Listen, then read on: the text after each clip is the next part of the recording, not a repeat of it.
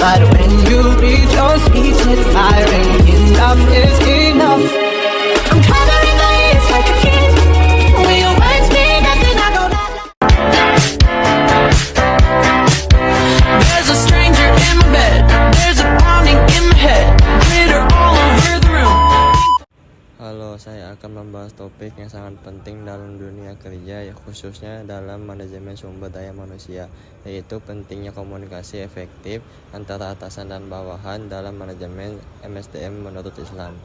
Dalam Islam, kepemimpinan atau disebut qiyada bukan hanya soal memerintah atau mengatur bawahan, tetapi merupakan amanah besar yang harus dijalankan dengan penuh tanggung jawab, keadilan, dan kasih sayang. Seorang pemimpin dituntut untuk tidak hanya mengatur, tetapi juga membangun hubungan emosional dan spiritual yang kuat dengan orang-orang yang dipimpinnya. Ada hadis Rasulullah SAW bersabda, "Ad-dinun nasihah qulna liman qala lillahi wal kitabihi wali rasulihi wali aimmatil muslimin wa ammatihim," yang artinya agama itu nasihat. Kami bertanya, untuk siapa? Beliau menjawab, untuk Allah, untuk kitabnya, untuk rasulnya, untuk para pemimpin kaum muslimin, dan untuk seluruh kaum muslimin. Hadis riwayat Muslim nomor 55. Dalam penjelasan hadis ini menunjukkan bahwa komunikasi yang jujur dan penuh nasihat adalah inti ajaran Islam. Dalam konteks manajemen MSDM, nasihat berarti komunikasi dua arah yang tulus antara atasan dan bawahan. Seorang atasan harus mampu menyampaikan arahan dengan hikmah dan kelembutan, bukan hanya instruksi yang kaku. Lalu seorang bawahan juga berhak memberikan masukan dengan santun dan hormat. Nabi SAW tidak hanya menyuruh tapi mendengarkan, tidak hanya memerintah tapi juga memahami. Inilah dasar dari komunikasi efektif menurut Islam. Ada kisah Nabi Rasulullah SAW saat persiapan perang Khandaq. Para sahabat bekerja sama menggali parit pertahanan. Di tengah kesibukan itu, Jabir bin Abdullah datang menghadap Rasulullah dengan wajah letih. Dengan penuh kejujuran, ia berkata, "Ya Rasulullah, aku ingin izin pulang sebentar. Badanku sangat lelah dan istriku sedang hamil tua. Aku khawatir tentang keadaannya."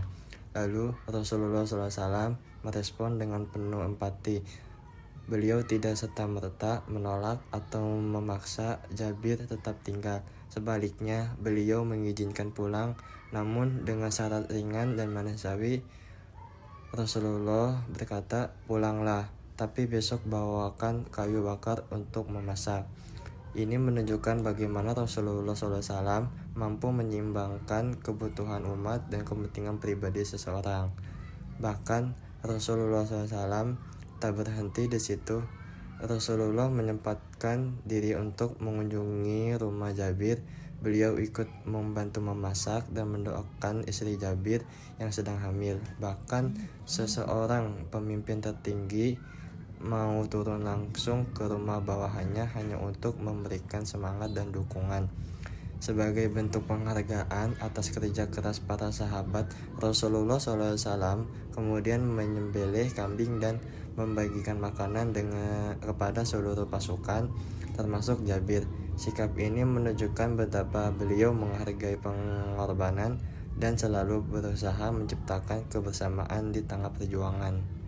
Dalam kesimpulan, kisah Jabir bin Abdullah mengajarkan kepada kita bahwa kepemimpinan sejati bukanlah soal mengontrol orang lain, melainkan soal memahami, merangkul, dan menunjukkan bahwa fleksibilitas menumbuhkan rasa paling peduli.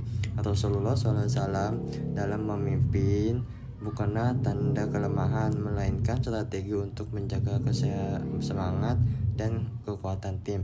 Seorang karyawan atau anggota tim yang merasa diperhatikan dan dipedulikan akan memberikan dedikasi yang jauh lebih besar. Mereka bukan hanya bekerja karena tugas, tetapi karena rasa memiliki dan cinta terhadap perjuangan bersama.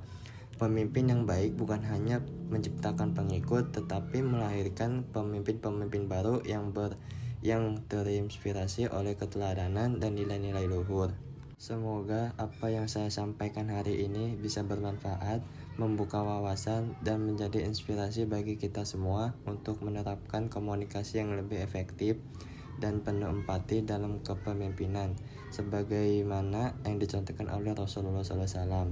Kurang lebihnya mohon maaf. Assalamualaikum warahmatullahi wabarakatuh.